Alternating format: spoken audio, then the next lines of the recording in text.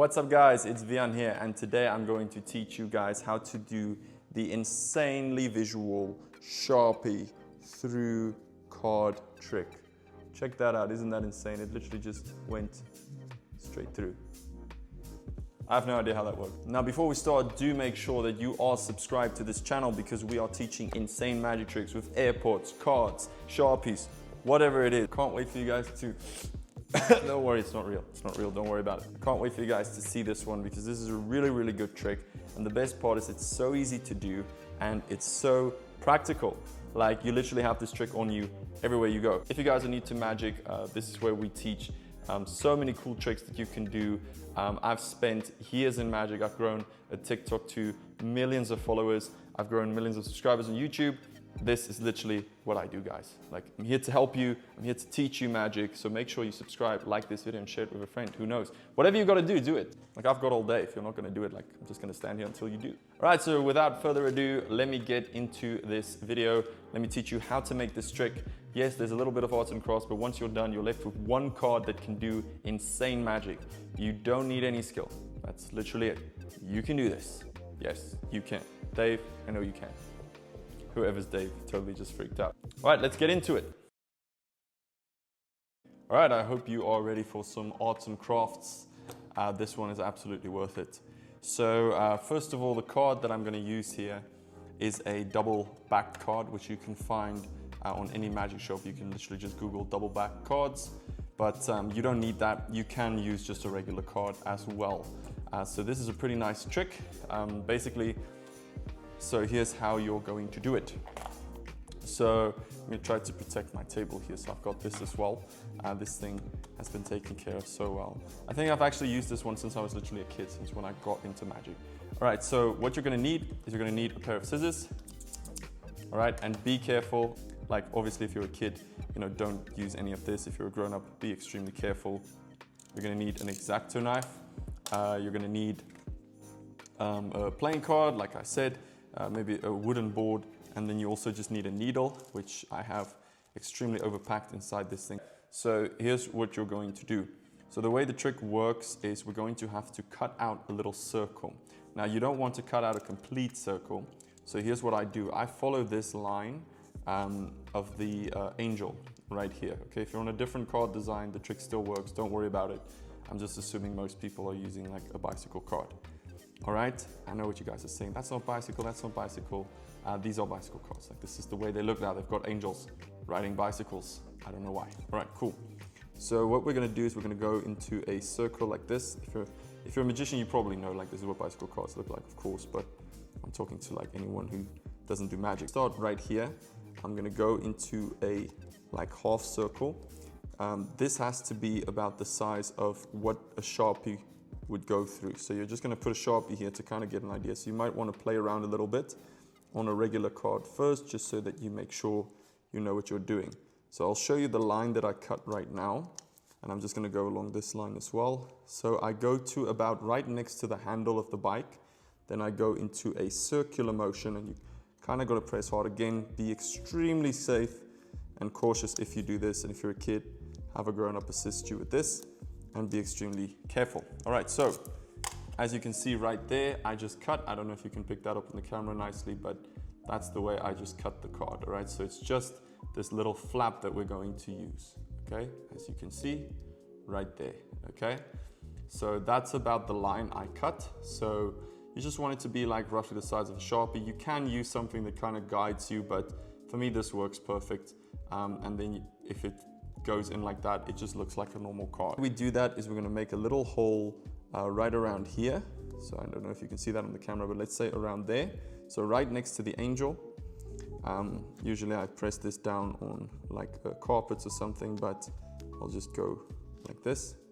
All right, so you can see where the needle's going through.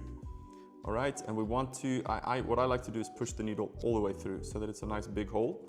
You don't have to do that if you don't want the holes to be obvious, but again, you can kind of get away with it if you see the trick. Like no one's going to be looking here.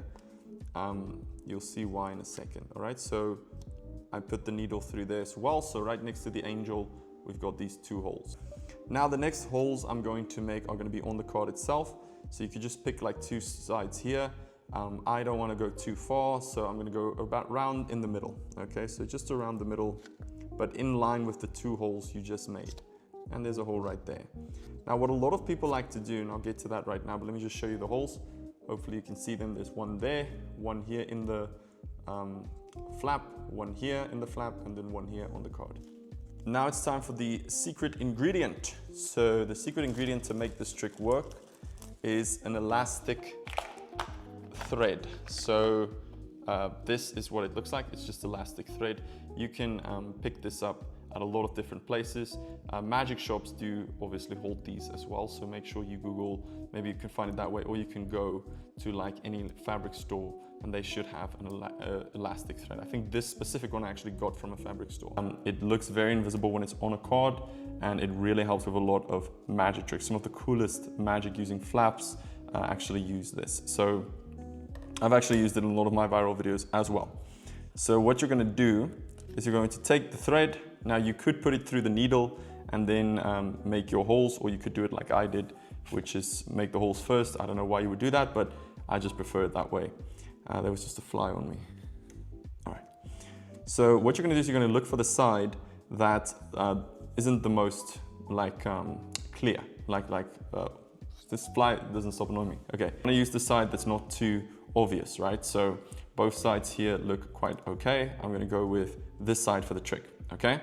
So that means you have to start from the bottom, right? Because that's where the knot's gonna be. So we're gonna start on the far, on one of the far sides, so either right or left. You're gonna go in with the thread like this. Again, a needle would make this obviously a lot easier, but this is the way I've done it, like since I was a kid. I just like to do this myself and just have control over it. So then you're gonna go in here through one of the holes in the middle, the closest one, so the nearest one first. Then you're gonna go into the other one in the middle. Now, bearing in mind, sometimes these holes might have a little like paper in your way. So then you can just put the needle through it again. Or, you know, like I said, you could just use the needle from the start. There we go. And then you just do the last hole as well, just like that. All right, cool. So I didn't cut the piece I needed yet, because I kind of like to thread it first, because with a lot of tricks, when you thread, you obviously want to, you don't know how much length you need. So yeah, so I know the length I need is about an extra piece to here, an extra piece to here. Doesn't really matter, but you want enough to make a knot with, okay? Thank you, Mr. Thread, appreciate the help. We went through here, we went down, up, through there, and then you make the knot. Mine's actually in reverse from what I just explained. All right, so with this, you're probably gonna want someone to help you, just to hold the finger. I'm pretty good at I'm pretty good at definitely not talking. Doing this on my own. All right, so what you wanna do is you're just gonna grab the 2 threads like this, pull a little tight, because you are gonna need it to really close up that flap when you do the trick, but you don't want it to be too tight that it breaks. So you might have to play around with that a little bit. I press down on the card, just to keep it there. Then I grab both threads. I go underneath with the piece I had in my right hand, and I'm gonna pull on that to make the first knot. And I'm not letting go of the middle finger. The knot's on top of my middle finger, and I keep going until it's underneath. And then I get a nice little tight pull like that, okay? And now we're gonna press down on where the knot is. We're gonna do the same thing. 3 to 4 should do, okay? So we're gonna go 3, and I'm gonna go 1 more time. And now you just wanna cut off the extra piece right here. You don't want to cut too close to the knot, otherwise it might untangle again. So the reason I said that we're going to use the bottom for the knot is because the knot is the most obvious part, although still very difficult to see. If it does really bother you, you can make it shorter, but there's no reason to. It's going to be on the bottom, then they're going to see it. All right, so now what's happened is this card, I'll bring it as close to the camera as I can.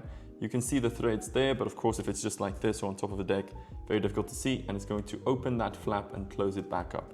Yes, I know there's a cut here. I may have tried here and didn't go according to the line I wanted to be. Please, there's no reason to point it out, guys. All right, so what we're gonna do is we're gonna test it with the Sharpie. You can see if I put the Sharpie through, it does shoot pretty well. And yeah, that's how you make the prop. And I'm gonna show you guys how to actually do this, because there's a nice trick to making this even better than it actually is. Okay, so right now we are going to get into the performance part of this trick.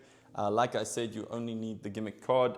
From here, look at that. It's like, it's a normal card, except that I turned it around so many times that you saw it's double back, but that's not the point. Like, so yeah, let me show you how to use this in a trick. All right, so for this trick, all you're going to need is to have the card on top of the deck, all right, but upside down, okay?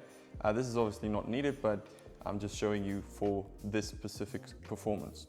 I don't think this is the type of trick you literally just want to go, hey guys, let me show you something with this card and this pen. I think that draws way too much attention to this card.